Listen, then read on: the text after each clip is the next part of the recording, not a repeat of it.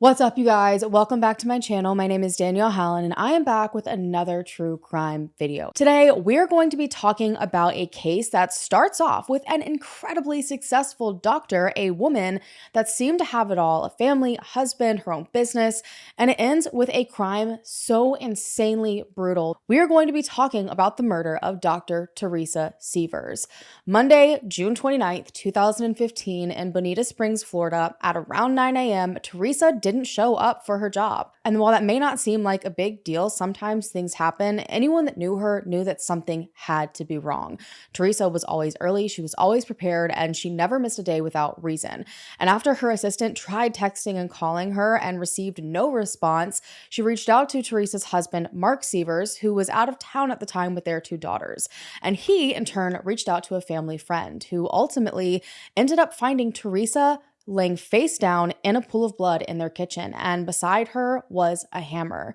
Teresa had been murdered in her own home in one of the most brutal ways. But the way that this story ends up unfolding, the twists and the turns and the unexpected outcome of it, and just how ridiculously impossible it feels to wrap your mind around it, never could have been predicted. So let's go ahead and get right into the details. Teresa Severs was a mom, a wife, a daughter, and a doctor, and she was passionate about all of it.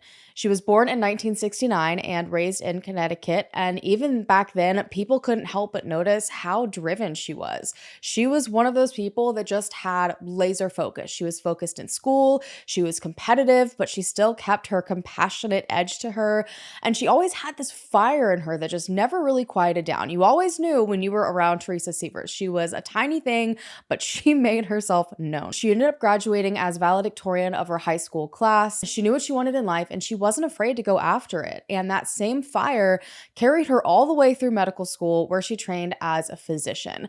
But Teresa didn't just want to follow traditional paths. She didn't want to just end up as a doctor, just treat patients. She believed in treating the whole person. She wanted to take a very different approach and not just look at symptoms, but dig down to the root cause. And she ultimately dreamed of opening her own clinic where she could blend conventional medicine with things like holistic medicine, offering care that felt personal and purposeful. And not just that, but she wanted everyone to have access to it. She wanted to be able to have her own TV show. She wanted to be able to share this on YouTube. She was making all sorts of videos and making speeches trying to encourage people to do better for themselves, to help them feel healthier. And this vision that she had started to come together. In Bonita Springs, Florida, where she settled down, Teresa launched a practice that became her life's work. And her patients adored her, and not because she sugarcoated things, but because she didn't. She was direct, she was honest, she was passionate, and sometimes overwhelming. She expected a lot out of people because she expected a lot out of herself. And that energy, understandably, wasn't always easy to navigate. Something that even those closest to her would acknowledge. She could be very intense and unrelenting, but it was that same intensity that made her so incredible at what she did. She was the kind of doctor who wouldn't give up until she found answers, and she didn't let you give up on yourself either. And her biggest supporter was a man named Mark Severs. Now, they met in 2003, and she actually was a newly divorced physician at the time with all of these big plans and not a lot of time for nonsense. But there was just something about Mark's gentle demeanor and his steady support that really drew her in. It was truly an opposites attract kind of situation. And their connection, it was fast and it was full of potential. And so they ended up getting married on a beach at sunset. It was a ceremony that was absolutely beautiful from pictures.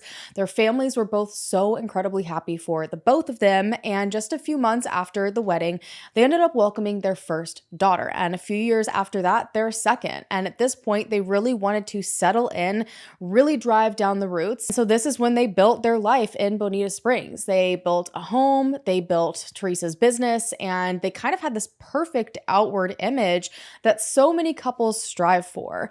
And Mark immediately dropped pretty much everything to support Teresa. He started to manage the medical office, he really played a huge hand in caring for their daughters so that Teresa could focus on building her practice.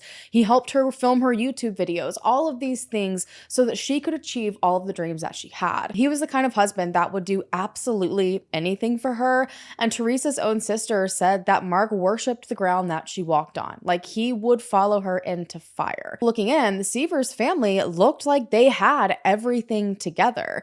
Teresa Sievers was the kind of person that could just make things happen, and everyone just watched in amazement as she did it. She did have her flaws like everyone else, but she loved her daughters, she worked tirelessly for her patients, and she was proud of the life that she had created.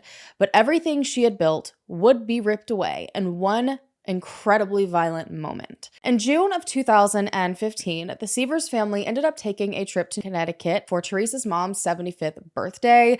This was really exciting for them. It was a nice change of pace, taking some time away from their usual very busy routine in Florida, and they seemed to have a great time. But toward the end of the trip, Teresa made a decision. Her clinic was scheduled to reopen as usual Monday morning, and she didn't want to miss seeing patients. Mark and the girls decided to stay behind for a couple more days. Teresa booked a flight to head home early. She flew into Southwest Florida International Airport on Sunday, June 28th. Her plane landed at around 10:45 p.m. She picked up her luggage and she made the short drive home to Bonita Springs. The neighborhood was quiet. There was nothing out of place. She parked, grabbed her suitcase, and walked inside of the house alone. And from what we know, Teresa never even unpacked. She likely only made it a few steps into the door. Whatever happened inside of that house happened so violently and so fast. The next morning, Monday, June 29th, Teresa's clinic, like I said, was scheduled to open at 9 a.m., but Teresa didn't show up. And her assistant, Sandra Hoskins, had worked with her for years and instantly knew that something wasn't right. Teresa, I'm sure, as you've gathered at this point, didn't miss work. She flew all the way home early to make sure she would be there. She didn't cancel without notice, and she certainly didn't just go off the radar. Sandra Hoskins said that by 9 a.m., like minutes before, like clockwork, you would hear Teresa's 4-inch heels clicking down the hallway, ready to go for the day. And so Sandra tried calling her to see if anything was going on, like what she should do with the patients. She was texting her, but there was no response. So almost immediately, Sandra decided to reach out to Mark Severs. Mark told Sandra that he also hadn't heard from Teresa, which was strange for him as well. And so they both decided someone needed to go over to the house to check on her. And I think initially Mark called his mom, Bonnie, to go over and check on Teresa, but he also had reached out to a close friend in like the moment of panic to try and see if he could go and check on her on his way to work. And this friend was also a doctor that lived nearby. And so ultimately, this doctor friend ended up calling Mark back saying, hey, I'm literally right down the road. I'll go check on her real quick. So Mark told his mom to just go back home. Someone else was going to check on her and everything would be fine. So this family friend took this detour to the Severs house, and they lived in a really, really nice neighborhood, a really beautiful big house. Everything in this neighborhood was usually fairly secure. It was not known for crime at all. And when he got there, the front door was locked. And so he's like, all right, well, so far everything seems okay. The door's locked, but there's no one answering the door. And so Mark decided to give this family friend the garage code to get inside, because that was the only other way inside the house unless you had a key. And so when he got into the garage, the house was very quiet, but alarmingly, Teresa's car was still parked in the garage, and not far from it was her suitcase, just kind of sitting there haphazardly open. And so he walked through the garage, opened the door into the kitchen, and within just steps, everything changed. Lying face down on the tile floor was Teresa. She was in the middle of a huge pool of blood. She wasn't moving. And so immediately, this family friend rushed out of the house to call 911. And when the dispatcher asked, is she still breathing? The dispatcher was trying to figure out what was going on. The doctor, being a doctor, didn't hesitate and was like, no, she's not breathing. Like, I'm a doctor. I know what I'm talking about. He had apparently touched her. Her body was cold, and most of the blood that was around her was already dry. This had happened hours and hours before. There was nothing at all he could do. Not just that, but he wasn't even sure if there was still someone in the house. Was someone hiding in a closet? Were they upstairs? The entire 911 call, you can just feel the panic and fear and confusion in this poor man's voice. 911, what is your emergency? I'm at a friend's house. He's out of town, and I came here to check on his wife, and she's dead on the floor. She's a doctor. I'm a doctor. She came home last night. Her husband is in Connecticut, and she was supposed to go to work at 9 o'clock. She called me, and I was on my way into work, so I swung by, and she's dead on the floor. And there's a hammer at the side, and she's bashed in the back of the head. Stay on the line with me.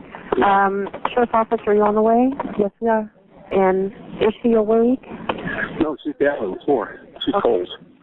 And The back of her head is bashed in, and there's blood everywhere. Half the blood is dry, half is wet. And she's cold. She's dead cold. And you didn't see anything else, I mean, other than... No, I didn't go in the house. I'm afraid somebody's in the house. I mean, somebody killed her. Right. I mean, it's a murder. Right? She's bashed in the back of the head. Okay. You know, I can't see her falling or anything like that. I just looked and I thought, my God, she's my friend. Right, exactly. And you're doing a fantastic job. I'm sure they're going to have a little bit further, more questions and everything for you. You're doing great, okay? Okay. I did let them know that you're outside. The fire guys are here. Okay, great. And, she's dead. Within minutes of this 911 call, deputies from Lee County Sheriff's Office arrived at the house. There was initially no sign of forced entry. There was no visible struggle anywhere in the home other than in the kitchen. They obviously had to go around and clear the whole house. No one was hiding in any dark corner, but something horrific had taken place. Teresa had suffered severe trauma to the head. That was the first thing that they were able to notice, that the extent of the injuries were on the back of the head. That's where most of the blood was. And near her body, detectives found a hammer, which was covered in blood and very obviously the murder weapon. Now, from the start, investigators were overwhelmed by the sheer brutality of the scene. There are quite a few crime scene photos out there. I try to be as sensitive as I possibly can about what I include, so I'm not including a lot of them, but it was really alarming to see. This wasn't a quick or impulsive last minute choice. This seemed so calculated and savage. Whoever did this left no questions about their intent. They wanted Teresa Severs dead, but authorities at this point had no clue why anyone would want to harm her. And the crime scene itself left no obvious clues. There was no shattered glass, no kicked in doors, nothing had been obviously stolen. And oddly, Teresa's purse had been clearly rifled through. It had been knocked over onto a nearby bar stool. I think her wallet had been pulled out of it, but thousands of dollars in cash, valuable jewelry, and even a large gun collection were untouched. And just like her purse, someone had also gone through her suitcase. It was sitting there in the garage, partially open with things spilling out of it.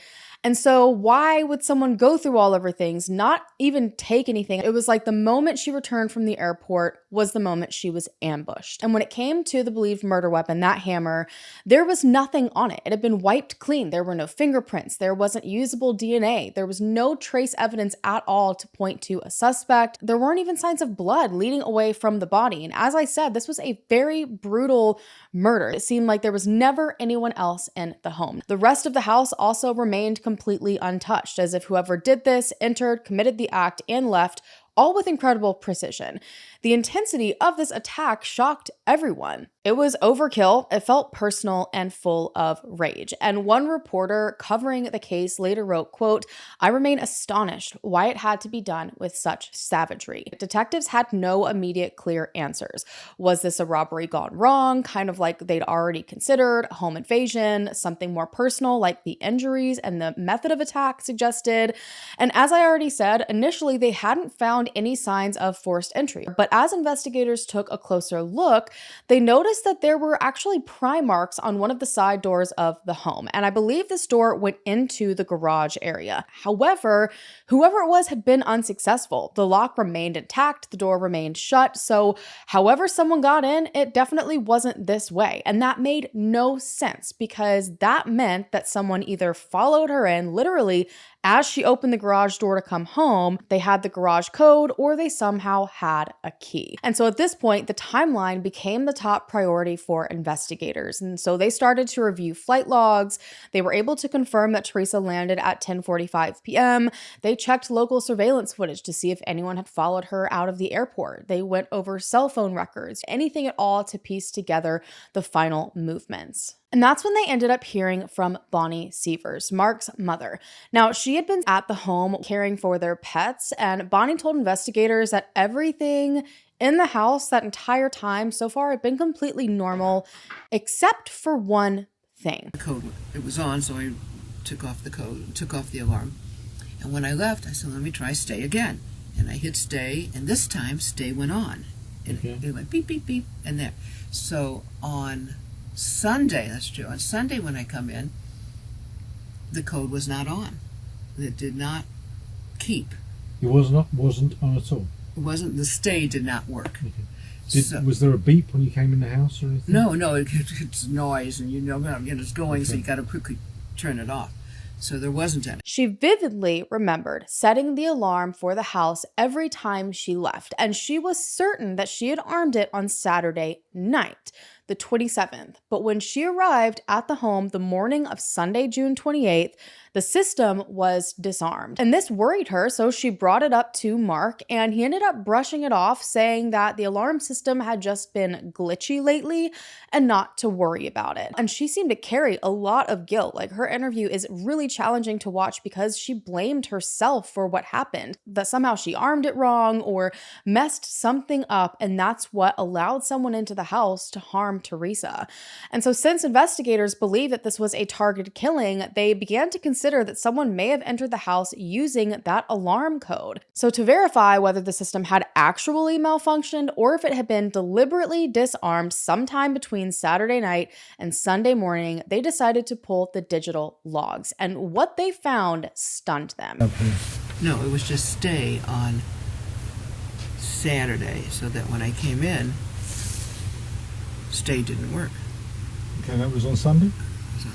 When I opened it on Sunday, show me what the alarm says. Right, based on what we've got, so it doesn't show, you just punch in the code? Yeah.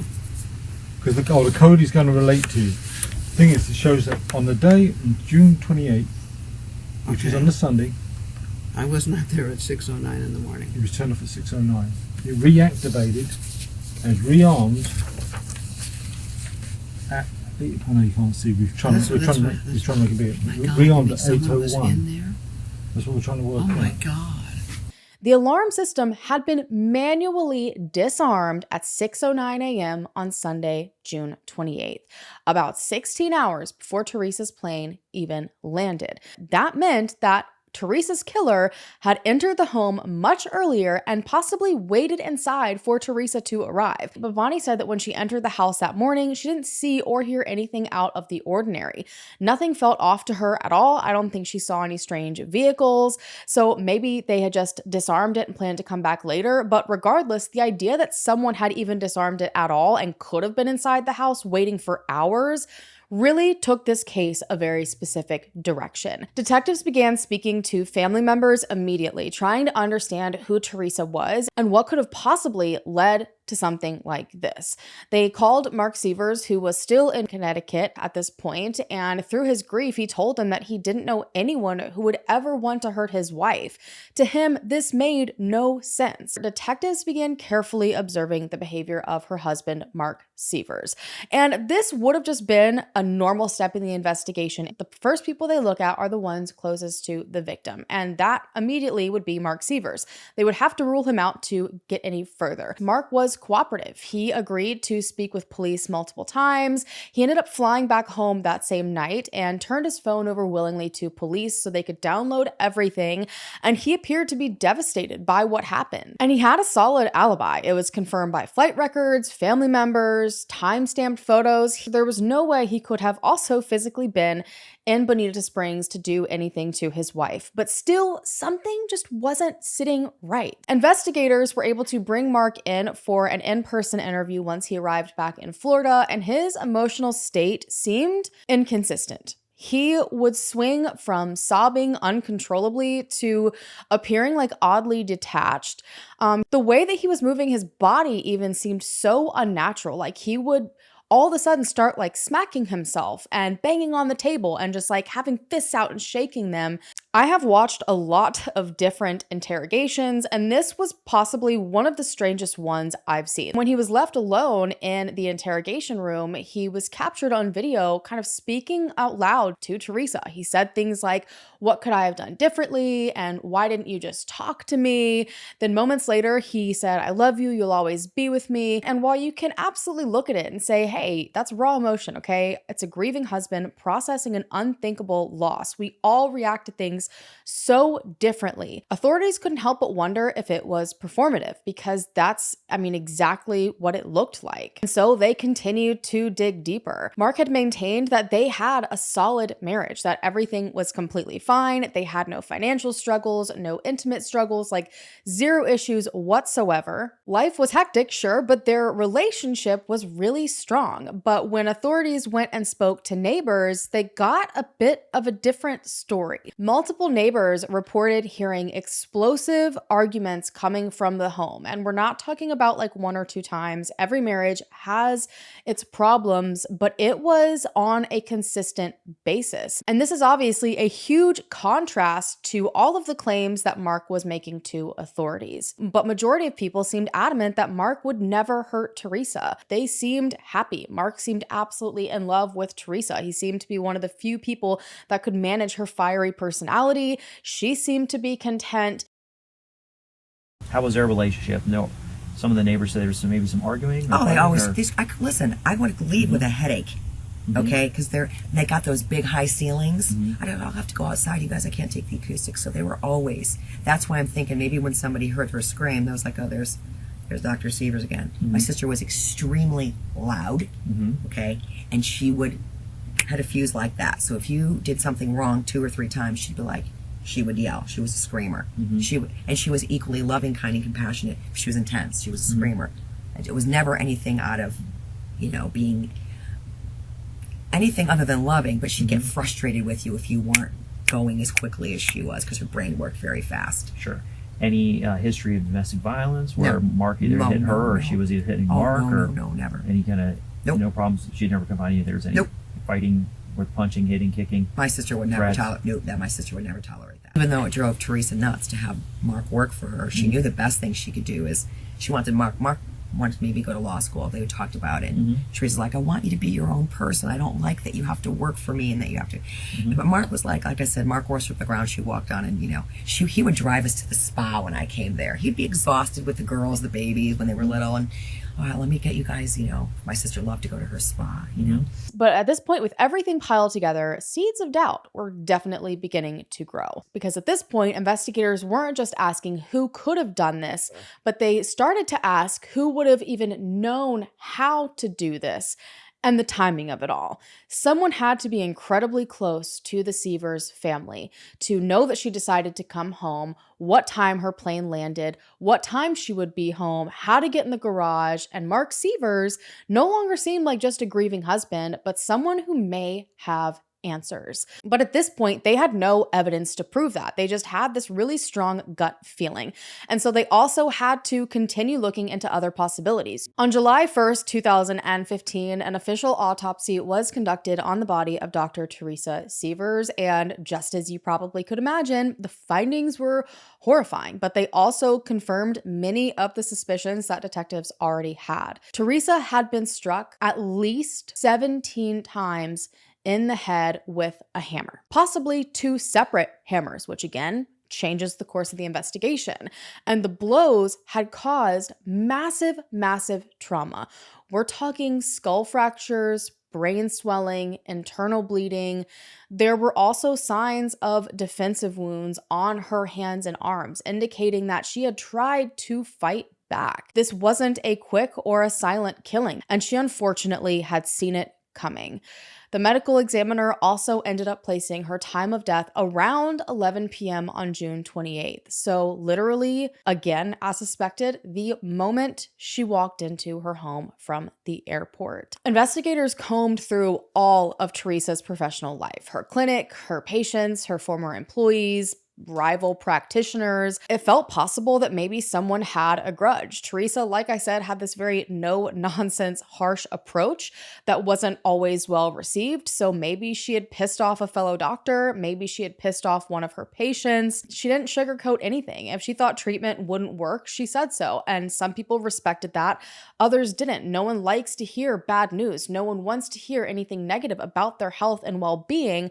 And unfortunately, as we've seen a lot in the past couple of years, people can become very homicidally violent about it. Investigators also explored the idea that maybe it's because she practiced some holistic medicine. Holistic practitioners have faced a lot of backlash and threats, and Teresa really put herself out there. She had a YouTube channel. She was going and doing interviews with as many people as she could do on local TV shows. She was in the news. Like, she was out there really preaching this message that could have pissed off a lot of people. But after speaking to dozens of people connected to the clinic, nothing pointed to anyone with a motive. So they were back to square one. By mid-July, they were weeks into the investigation and there were still no viable suspects. And the entire community, so everyone all over, was sitting on the edge of their seat, waiting to see who on earth could do something like this to a well-loved mom, daughter, sister, doctor. Cases like this, for whatever reason, just really seem to resonate with the public. And I think it's probably because you would think someone like this would be untouchable, someone that's doing so much good, someone that is trying so hard to help people. But this is when a very unexpected tip came in from nearly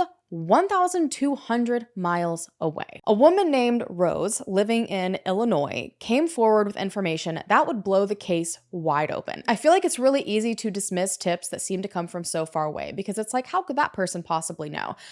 This is one of those cases where awareness really is everything. And Nancy Grace got this woman's attention when she spoke about Dr. Severs, and it led to a lot of information.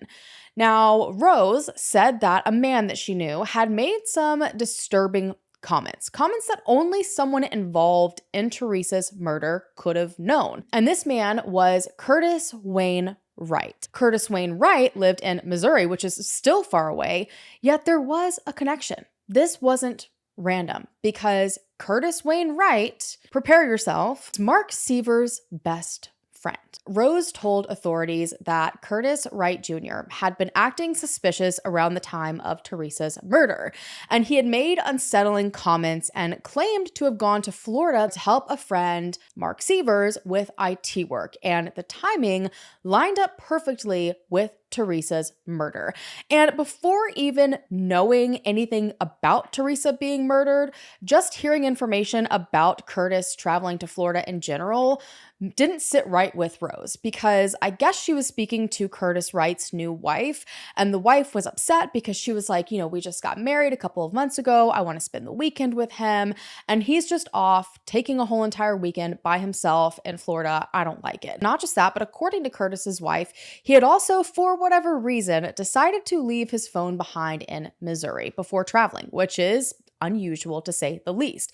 And so Rose is taking in all this information and she's like, something about this guy just seems so sketchy. And I'm sure the last thing on anyone's mind was, oh, he might be going there to murder someone. But when Rose saw coverage of the case on Nancy Grace, she just couldn't shake the feeling, especially not after hearing Wright speak on the murder afterwards, saying, quote, "Sometimes people just have to die." And so authorities hear this tip and they're like, we've got to dig deeper into this. Like, this just feels potentially like it is going to give us all the answers that we need. Now, Curtis wasn't just Mark's best friend. He had been the best man at Mark and Teresa's wedding, and they had been practically inseparable for years because Mark grew up in Missouri alongside Curtis. And just 2 months before Teresa's murder, Mark had actually served as Curtis's best man as well. They had grown up together. They even looked incredibly similar, so much so that people would confuse them. Mark even referred to Curtis as his brother from another mother. I mean, they had the same bald head. They wore the same glasses. They had the same build. They wore the same clothes. And it was a little bit weird to some people that knew the both of them. And so Curtis would actually regularly make trips from Missouri to Florida to help with computer work at Teresa's medical clinic. So So this IT aspect of it wasn't anything out of the norm. This was something that they did. But according to some of the clinic staff, something always felt a little bit off about Curtis. They described getting a strange or an uneasy vibe from him, not anything that they could specifically name, but it was just enough to stand out.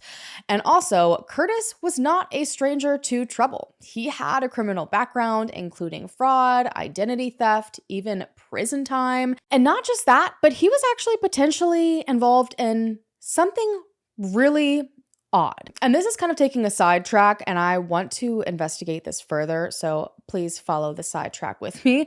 But Curtis actually was one of the last people believed to be seen with a missing person back in Hillsborough, Missouri. So in one of the documentaries that I watched, there was a guy that was speaking to Curtis Wright's character and who he was and what he was like to grow up with. And his brother was a man named Ronnie Bolin. Ronnie was a minister, and in July of 1996, he went missing. His car ended up being found inside of a St. Louis, Missouri car wash with the door open and the keys still inside. And he has to this day not been located. But strangely, Curtis was one of the last people known to be with this man. And the Bolin family allegedly believes Curtis could have possibly been involved because there was some sort of situation where Curtis may have owed this man money. But regardless, his criminal history is a little bit sketchy, and he is still listed as a person of interest in the Bolin case. So now back on track, authorities immediately went to Missouri to speak to Curtis, and his whole interview was super casual. And I think they even showed up originally with like the SWAT team and dragged him out of bed. He was literally like shirtless, just wearing shorts. He didn't even have shoes on. But he was cooperative, and he's like, nope, no idea what you're talking about. Like, yep, Mark's my best friend. This whole situation's so sad. And despite the tip saying that he had gone to Florida that weekend, Curtis said he had stayed home in Missouri. But authorities continued to compile information suggesting that Curtis was lying. They learned that Curtis had in fact rented a Hyundai Elantra from a car rental in Missouri around the time of Teresa's murder, like a few days before. And they were able to track down this vehicle, but to my understanding, there was nothing inside of it that was very useful. However, they also decided to execute a warrant on Curtis's home. And they ended up finding a Garmin GPS device. And what they found on it was even more shocking. Someone had tried to erase large portions of the travel history, but digital forensics were thankfully able to recover it. The data inside of this device revealed a straight, nearly 17-hour drive from Missouri to Bonita Springs, Florida on June 27th into the 28th. And interestingly, that same GPS showed the car near the Severs home at 6:09 a.m., the exact time the alarm system was disarmed. After hanging out around the home for a few minutes, from there, the vehicle traveled to a nearby Walmart on 6 Mile Cypress Parkway in Fort Myers, and then it made a stop at Bonita Beach, where it remained for several hours. The car then returned to the Severs residence during the exact time frame Teresa was believed to have been murdered. This was now the second major break apart from that tip that came from Rose. Not only did the GPS data line up with the crime's timeline, but it also led investigators to surveillance footage that helped corroborate and also changed everything. At that Walmart that the car stopped at in Fort Myers, they were able to confirm that it was in fact Curtis that had been in it. So again, this whole I wasn't there thing was a load of absolute shit. Curtis was captured on camera in the Walmart, and he wasn't alone. Next to him was another man. Now, authorities didn't recognize him immediately, but digital forensics again gave them their answer. Now, they hadn't been able to tie Curtis directly to making that trip through the GPS. Like, it didn't have his name, number, any of that on it. It did belong to him, but there was no further connection. However, someone's email had been connected to it during that trip, and it was someone other than Curtis. And interestingly, that someone, after looking into them, looked a lot like the man that had been with Curtis at Walmart, a man named Jimmy Ray Rodgers. Jimmy also had a criminal history. He was a known felon, and at the time he was on federal probation. And his nickname, I kid you not, was the Hammer. which seemed like a pretty weird coincidence considering the weapon that had been used to kill Teresa. And he and Curtis weren't just loosely connected, they actually had met each other in prison and stayed in close contact afterward. And then the footage itself said it all. The Walmart surveillance footage showed Curtis and Jimmy buying items that disgust me to my core.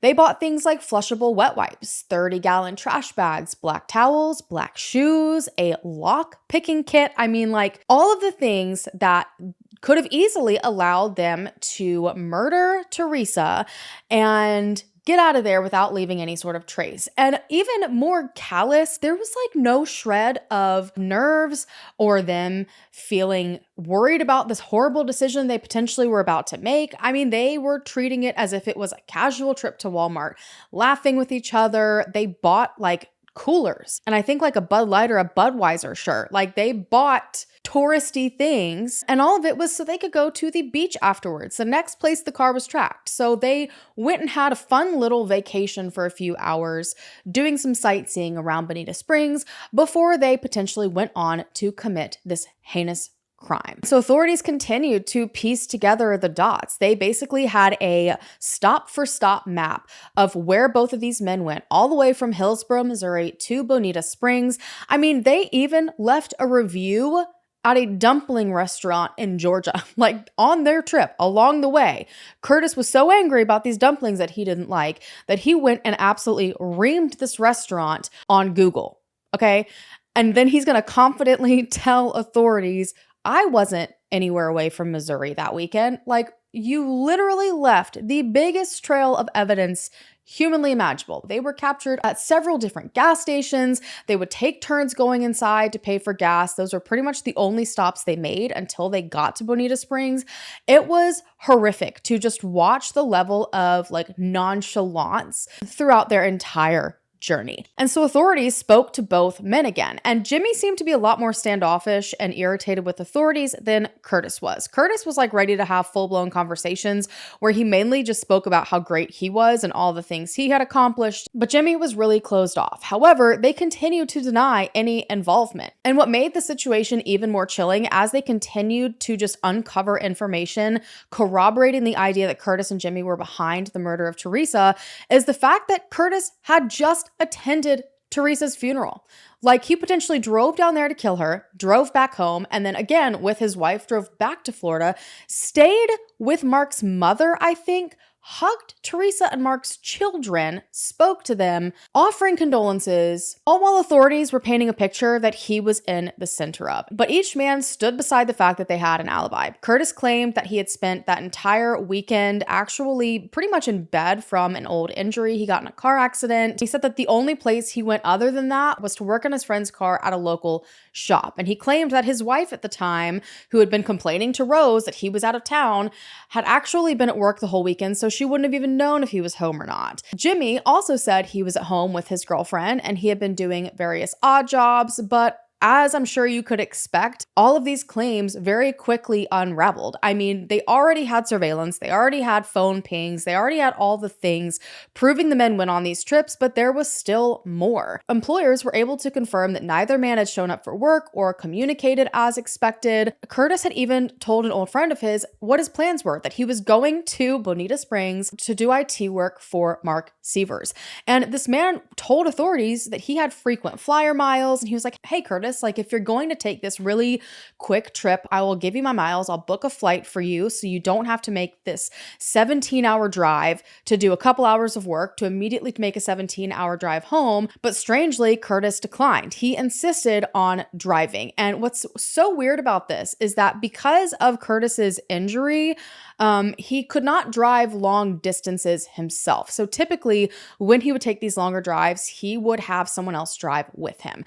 And so it really would seem the obvious choice if someone's going to offer you a flight for free that you would take it. Jimmy had also told his employer that he was going to Florida to celebrate a cousin that just graduated from law school. He claimed to have like a full free trip there, that he was going to go have a good time. So again, all of these people in both Curtis and Jimmy's life are coming forward, even their own wives and girlfriends saying, no, they absolutely were not in Missouri that weekend. And so that leads us to the next bombshell, Jimmy's girlfriend. Jimmy's girlfriend told authorities that after Jimmy returned from his trip to Florida that he was so vehemently denying he went on, that he ended up asking her to go for a drive with him. And during this drive, he started to hand her several items that were just strange and random.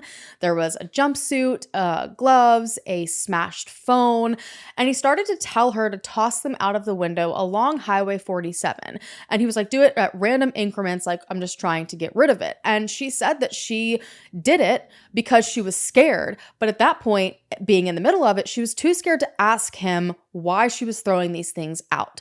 And so eventually, after she did all of that for him, she confronted him about what was going on. She's like, I know you did something weird that weekend. We know that Teresa was murdered. Like, is that where you were? Is that what was going on? And he confessed. As time goes on now, did you ever talk about his trip again after that before I came to talk to you?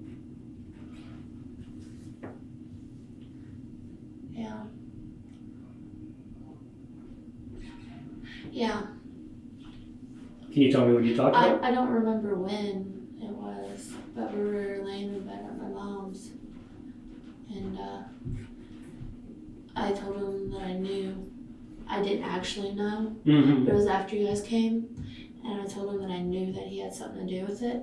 Okay. And then he started asking me questions like, what I know about, and I'm like, well, I know you went down there to kill somebody. And then he said, yeah. And then I took a guess at Mark's wife, and then he said, yeah. When you said Mark's wife, you're talking about Teresa Sievers, the doctor that was killed? Yes. Okay. And then I said, did you shoot her? And he said, no. And I said, then how'd you kill her? And he made a stupid little chuckle that he does, and then said, with a hammer. He said with a hammer? Yeah. Okay. Did you describe the hammer or anything like that? No, he didn't. Okay. And just so I got this straight, and stop me if I'm wrong. Go ahead, I'm sorry. He didn't give me any detail of... He just said that he killed her with a hammer. Yeah, that's it.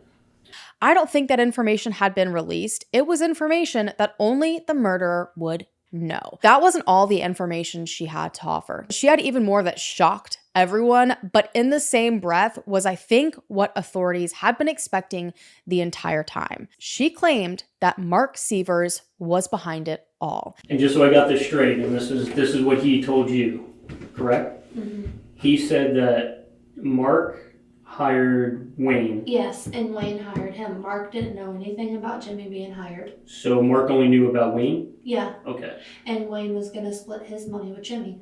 Okay, do you know how much money Wayne was going to get? I don't know. I just know that Jimmy was going to get close to $10,000. Is that what Jimmy told you? Yeah. And where was the money supposed to come from? Insurance from her death. Okay, and did he ever get paid? No. Did he ever say why he didn't get paid? No. Have you ever heard him talk about payment or anything like that since all this happened? No.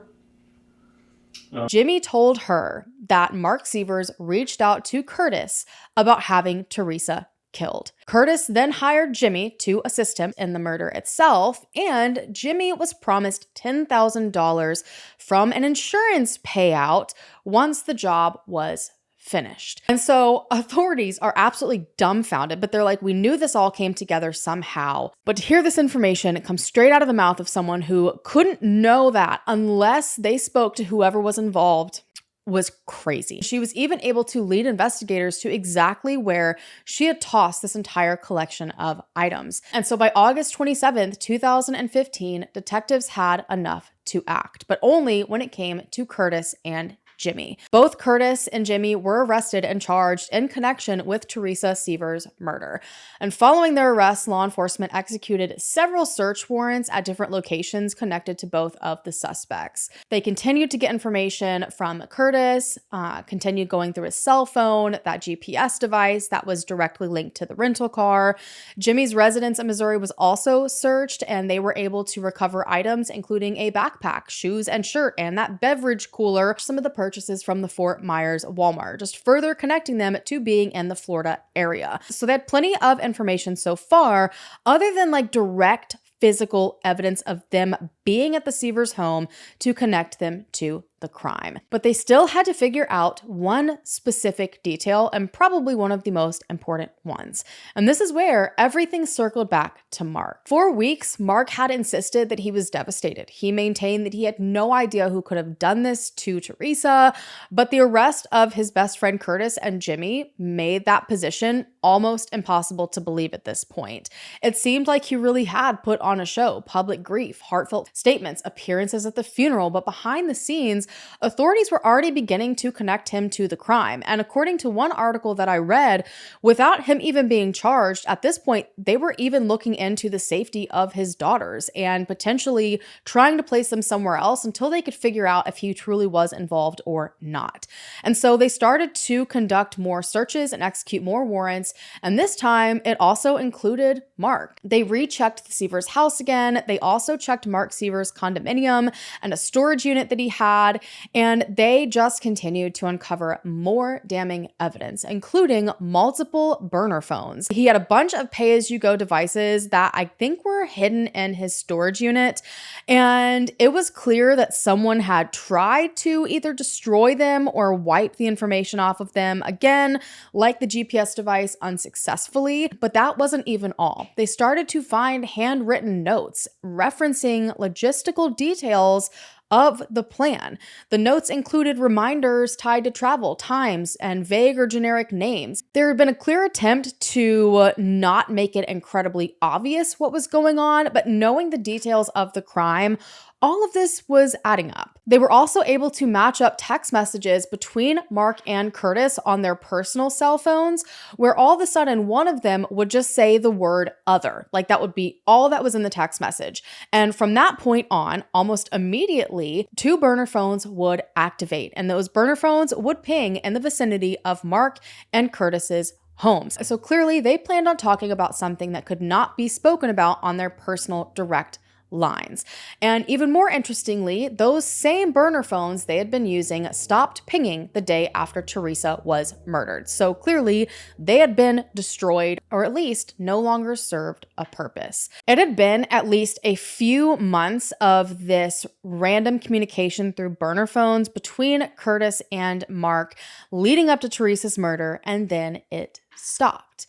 Investigators also began to uncover signs that Mark and Teresa's marriage wasn't as idyllic as he had claimed. Mark did eventually admit in his interviews that they did both participate in swinging, but even then, he made it seem that they both agreed to this and everything was fine. Like this hadn't caused any issues. But text messages and emails painted a very different picture, one of a lot of unhappiness and mistrust and growing resentment.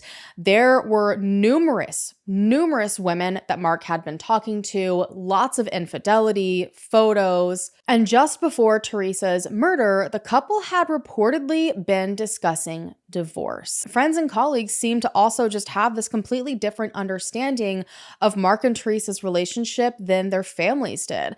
They said that Teresa was increasingly growing more frustrated with Mark, particularly over financial stress and control of the clinic. I think she wanted him to be contributing more, and he wanted more emotionally and physically from Teresa. And so they both just were in a spiral. Both of them were just not happy with each other. And according to everyone that knew Mark, he was worried about losing his family, his lifestyle, and most of all, custody of their daughters. But still, they felt like they didn't quite have enough to arrest Mark. And then Curtis gave them all of the answers that they needed. Curtis was given a deal. Because he was going to be facing first-degree murder charges, that puts the death penalty on the table. And so if he pleaded guilty to second-degree murder and agreed to testify at all future trials and give a confession, they agreed to give him just a 25-year sentence for this lower second-degree murder charge, and all of the death penalty and even a life sentence would be off the table. And Curtis ran with it. And that's when the case against Mark Sievers finally broke wide open. Curtis confirmed that Mark had planned the entire thing. And the depths of it all and what Curtis says is so mind-boggling to me. And I think the reason why this case scares me personally so bad is because on the outside, so many people never could imagine Mark would ever do anything like this. He loved Teresa. Like, he would do anything for her. He worshiped the ground she walked on. But the reality of what he was willing to do to keep his daughters and stop her from, I guess, leaving him is bonkers. So Curtis claimed that Mark was terrified if he and Teresa divorced that she would take the girls and he would lose everything. And Curtis said that Mark talked to him about it multiple times and how uncomfortable he was. And honestly, even more alarmingly, I think when the conversation mainly started, when Mark started to really bring up this need for assistance when it came to Teresa, was actually at Curtis's wedding, where Mark was the best man. He had tried to have a conversation, I think, like the day before with Curtis about it. And Curtis was like, trying to tell him logical ways to deal with the problem. And from the way Curtis describes it, he didn't straight up immediately come out and say, like, I want Teresa killed. He was just like, I've got to do something about this. Curtis was like, go to counseling, do this, do that. But Mark seemed to be kind of like slowly nudging towards something different. And he kept trying to get Curtis alone. And so the morning of Curtis's wedding, they had some sort of issue where they had to go pick up more food for the guests that day. So Mark ended up being the one to offer to drive Curtis there. And it was at this point that Curtis said Mark told him Teresa controlled the finances, that he felt powerless, he couldn't let her take the girls away. And the only way he could think to stop all of this from happening, from his whole life being destroyed, was killing Teresa. Now, Curtis claimed to authorities that he initially resisted, but eventually he agreed. Now, he tries to justify this by saying that he never had intentions to physically do it himself. He was just going to help plan it. And so that is why he claims he recruited Jimmy Rodgers to help him carry it out, because while Curtis didn't have any violent criminal history, Jimmy Rodgers was a bit of a different story. He was a hothead. And so they started planning, and Mark was allegedly hand-feeding Curtis all of the information he would need to successfully kill Teresa. Investigators were stunned at hearing this information, but now that they had it, they were able to connect more of the dots, more information that they already had. So the cell phone records, burner phone activity, those handwritten notes found in Mark's home that seemed to reference details of the plan, the digital forensics, the GPS data, surveillance, Curtis's testimony, all of it painted a very clear picture. Mark didn't just know what happened to his wife, like authorities initially thought, like maybe he just had more information he wasn't sharing. He orchestrated it. He provided the alarm code. He gave Jimmy and Curtis instructions, and he stayed behind to create the perfect alibi for himself. Not only that, but he stood to benefit financially in a major way. So that insurance money that Jimmy's girlfriend spoke of, how Jimmy was going to be paid $10,000, investigators discovered that multiple life insurance policies had been taken out on Teresa, totaling to, I think, $4.5 million. But I think with like her practice in their home, he would have gotten like somewhere just under $6 million for her death. They also made another huge discovery connecting at least Jimmy to the crime, because that jumpsuit that had been thrown out of Jimmy's car by his girlfriend that he allegedly wore during the crime, they ended up finding a teeny tiny microscopic fiber that matched the fibers from a shirt Teresa was wearing the night that she was murdered. So on September 6, 2016, Mark Severs was arrested at his mother's home in Hillsborough, Missouri by the U.S. Marshal Service and local law enforcement, and he was charged with first-degree murder. Mark was taken into custody without incident. He didn't fight it. And interestingly, the investigator said that when they pulled up, the way that Mark looked at them was like he knew the charade was up. Like there was just this pure look on his face of, well, I tried and you guys found out anyway. So he ended up being held at the Jefferson County Jail before eventually being extradited to Lee County, Florida to await trial. And authorities were worried that Mark might flee, not necessarily because I think he had a history of anything like that. I don't really think he had a criminal history, but because his charges were pretty extreme. I mean, this is first-degree murder in the state of Florida, which again carries the death penalty, and that alone can get people to run. And so his bond was set, interestingly, almost to the exact same amount that insurance money would have put in his pocket for the murder of his wife. And what came next was the start of one of the most shocking trials in Florida history. And honestly, I want to take a minute to talk about how much this probably destroyed Teresa's family, Mark's family, I mean, everyone that knew them, because they saw Mark as such a specific way, as a doting husband, a dedicated husband, and they supported him. There were all of these people that came together to show love and support after the devastating loss of Teresa. And I'm sure seeing Curtis being arrested and then Jimmy being arrested and seeing that that was Mark's best friend and trying to connect the dots and then eventually finding out Mark is arrested, the impact that likely had on so many people is massive. But it would be a couple of years before the trials. Now, the first trial to take place was Jimmy's, which began in October of 2019. And prosecutors presented evidence that placed him at the crime scene, everything I've already said, including the GPS data, surveillance footage, the testimony from his own girlfriend. Curtis Wright also took the stand, and he, for the first time publicly, detailed what happened and Jimmy's involvement in carrying out the murder. Good afternoon, sir. Good afternoon. Can you please state your full name for the record? It's Curtis Wayne Wright, Jr. Junior? Yes. Mr. Wright, who killed Dr. Teresa Sievers? I did, and Jimmy Rodgers. And even though they had only found that one hammer, it again was confirmed by Curtis that they ended up using two. Curtis admitted to hitting Teresa 3 times, and he said after that, Jimmy hit her, quote, in a frenzy. I mean, the prosecution really laid everything out. It was so much information. And while there wasn't, again, a lot of physical evidence other than that fiber connecting Jimmy to the crime, just the amount of digital forensic evidence alone is huge in this case. And I think the defense knew they really weren't going to get around it. They didn't even call any witnesses. The defense pretty much rested almost immediately after the prosecution did. Their only argument seemed to be that Curtis was lying to save himself, that he was just taking a deal and saying whatever he had to. But ultimately, after 2 days of deliberation, Jimmy was sentenced to life in prison without the possibility of parole. And so next came the trial of Mark Severs, which officially began in November of 2019. And even though Mark himself did not physically participate in the crime, this, I think, was the trial everyone was waiting to hear. They wanted to hear how he defended himself. Like, how are you going to explain this? Because who on earth wants to think that a husband is actually capable of murdering the mother of his children? Curtis Wright again took the stand and laid it all out. So he brought it up again, told me,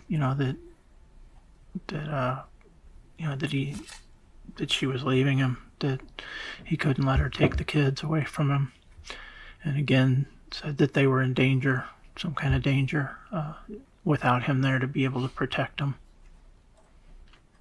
On your wedding day, or on your drive to pick up meat for your wedding, Mr. Severs is telling you that he wants to have his wife killed.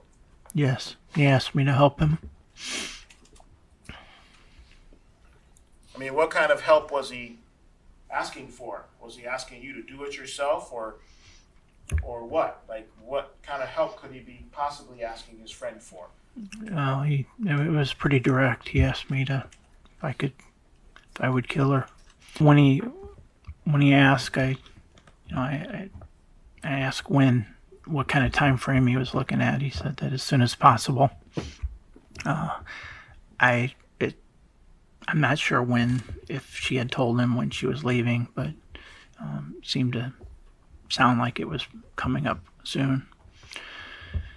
So you had the impression that he needed this to happen sooner rather than later? Is that what you're saying? Yeah, definitely. I think ASAP was actually the term he used. So no, it was left with I would see what I could do. I had asked him about, if this was going to happen, what kind of money would be available. So he had told me that it was that they had a lot of insurance on her. A lot is what he said. He didn't tell me any amounts, but he said that there was a lot of insurance, that him and the kids would be well taken care of, and that he had at least $100,000 to offer to have it done. Now, the defense for Mark, unlike Jimmy, really argued against this. They argued that Curtis Wright was a career criminal who had everything to gain from pointing the finger at Mark. They painted Curtis as manipulative and untrustworthy and claimed that Mark had no knowledge at all of what Curtis and Jimmy were planning. They also pointed out the obvious lack of hard evidence proving Mark gave a direct order to kill his wife. Even all of the information on the cell phones and the burner phones, they allegedly used a lot of code words. Severs didn't have to tell you that Teresa Sievers was dead, did he? No. In fact, you knew that somebody might at some point see these messages, right? Yes. That's why on 6/25, Mr. Severs texts you and says, I will dispose of outdated computer tomorrow after erasing everything from its memory and then remove the hard drive as well. That's a coded message, isn't it? Yes. And that's a coded message from Mr. Severs telling you that he's destroying and getting rid of his burner phone, isn't it? Yes, the computer would be referring to the phone, and the hard drive would be referring to the SIM card. There was no direct way to say, yep, this is the moment, this is exactly it. And I guess when the agreement was made, again, it was in person, and there's no way to prove that. But the prosecution pushed back. Witness after witness took the stand. The jury listened as experts laid out the timelines, forensics, and motive. They heard how Mark acted at Teresa's funeral, how he spoke to the police, and how his story subtly changed over time. Want to comment on anything? Mark refused to answer our questions hours after prosecutors put their cards on the table. They released nearly 1,500 pages of evidence that suggests Mark Severs was behind the plot to kill his wife. Severs tried to collect on Teresa's life insurance policy, but the insurance company had been in touch with detectives, writing, quote, because he is considered a person of interest in the homicide of Teresa Severs, the proceeds will be held. We're here earlier tonight as Mark Severs was in and out of his driveway. We tried asking him questions about the new discovery that was released today. He had no comment. The new information released tonight points to him as the man who helped plan his wife's murder. We got reaction tonight from neighbors who are surprised and shocked at the chilling details. Anthony Pallarino spends time at his family friend's house on Jarvis Road in Bonita Springs every day. Every day after school. I'm right here outside playing football. Walking past that house? Yeah. 27034 Jarvis Road, the same house where Dr. Teresa Severs was murdered months earlier. After hearing the new information today, Pallarino still has trouble coming to terms with what happened. Before she was murdered altogether, I didn't think he would plan to do that. He was happy. They looked happy, like your typical family. Hey, Mark, we're looking for any comment. Did you pay off those men to kill your wife? But a more than 3,000-page discovery document released by the state attorney's office paints a different picture. The document points to Severs as the man who was involved in planning and executing his wife's murder. Oh, wow. He had his wife killed. He planned that out. How could you live with that? It was one of the most shocking trials that Florida had seen in years. A man accused of plotting his own wife's death with his best friend and a hired accomplice carrying it out. At that point that I caught up to her, she was right at the countertop. But right before that, there's a dog dish. It's on a stand because the dogs are older dogs, and it's in that little hallway. Tripped over, I hit that thing with my foot. Did it make a sound? I kicked that stand. The dog dish went flying, water went everywhere. She jumped and started to turn towards me. When she started to turn towards you, what did you do? I hit her. I hit her with the hammer. It's turning to the right to face me. And so it would have been not necessarily the back of the head, but kind of the side, upper side. She put her hands up and was trying to defend herself. She fought? Yes. She fought for her life? Yeah, she was surprised. I actually think that she thought I was Mark. She said why. It was just too much. I mean, she would have been dead no matter what happened. It's what we were hired to do, but not like that. Even a walked-in robbery wouldn't be that brutal. And after days of emotional testimony and evidence and closing arguments, the jury deliberated. And it took 2 days for Jimmy, so I was like fully prepared for this to take longer because there was lots connecting Jimmy to the crime, including the fiber that very directly connected him to Teresa's shirt and being in the same vicinity as her. But after only 4 hours, on December 4th, 2019, the verdict came in. Florida versus Mark D. Severs, verdict. We, the jury, find as follows as to the defendant in this case. Count 1, first-degree murder. The defendant is guilty of first-degree murder. Conspiracy. The defendant is guilty of conspiracy. So say we all, December 4th, 2019, by the foreperson. Mark Severs was found guilty of first-degree murder and conspiracy to commit murder. As the verdict was read, there was no outburst, just a wave of silence as the weight of what happened settled over the entire courtroom. And that was one of the other immensely heartbreaking parts about this case, is that Mark's family, Teresa's family, everyone was just in such a state of heartbreak and disbelief and pain and loss. Nothing good was ever going to come out of this. It was just going to be more bad piled on top of more bad. And even in the midst of all of this, you could see how both families tried to be strong for each other and support each other and understand that they had nothing to do with it, and the best they could do was not make this malicious and evil and filled with rage and hate. It was such an emotional trial to watch, and I felt so strongly for everybody involved sitting on both sides of that courtroom. Even more devastating, Mark and Teresa's daughters ended up personally writing to the judge asking him not to go with the death penalty, which was the jury's recommendation. They did not want to lose their mom and also lose their dad. Again, I could never imagine being in a position like that. And Mark also said the same himself.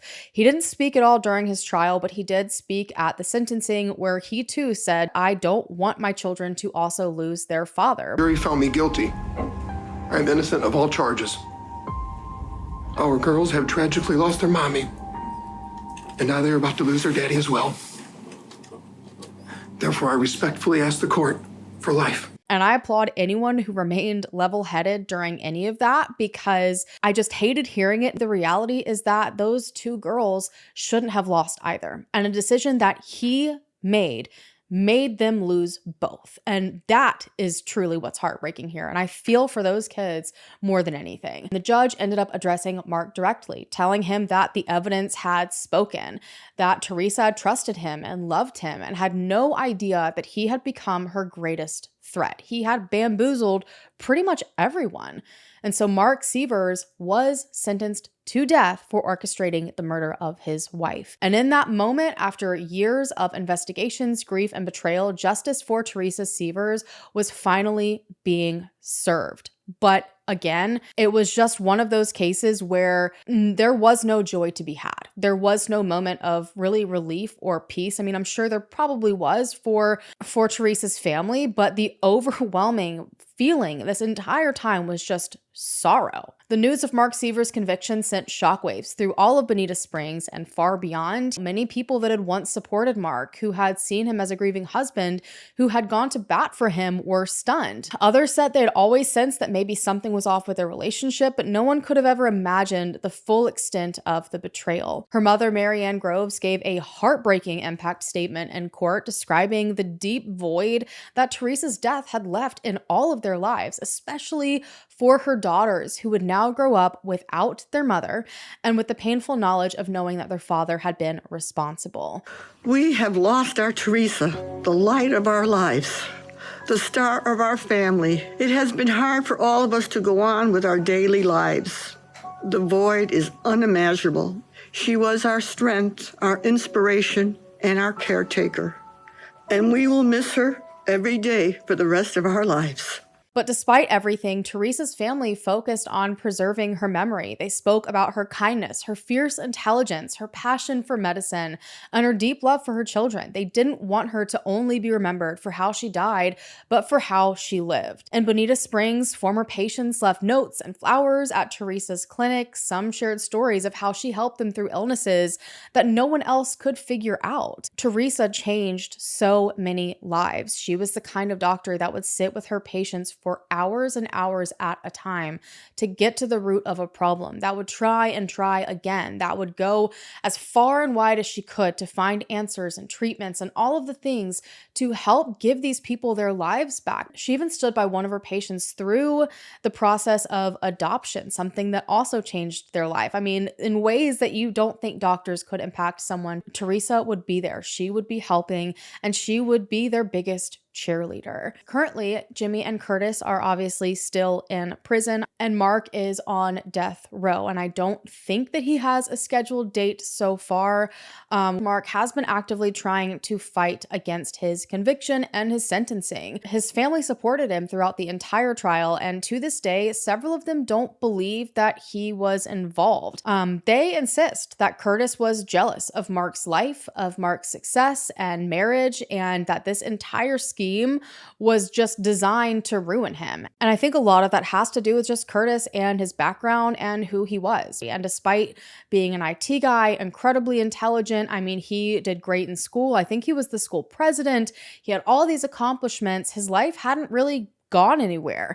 And a lot of people think that he maybe was really jealous of Mark. Mark had a huge house. He had a beautiful family. He had a thriving business with his wife. He had all of these things that a lot of people believe Curtis wanted. But so far, none of that has ever been proven. And I feel like paired with the digital evidence and the pings and the burner phones, I just don't know how possible that would be. But as the media coverage faded, the impact remained. 2 young girls ultimately are going to lose both of their parents, one to murder, the other to a prison sentence and death row, and a woman who spent her entire life healing others was taken far too soon. I can honestly say that this case is one of the most heartbreaking examples of betrayal that I have ever come across. She deserved more time, more life, more moments with her daughters, and instead the person who should have protected her most, her husband, became the one that arranged her death. And for what? Control? Custody? Money? Like, why? What point do you have to get to where you genuinely think that is the only option you have left?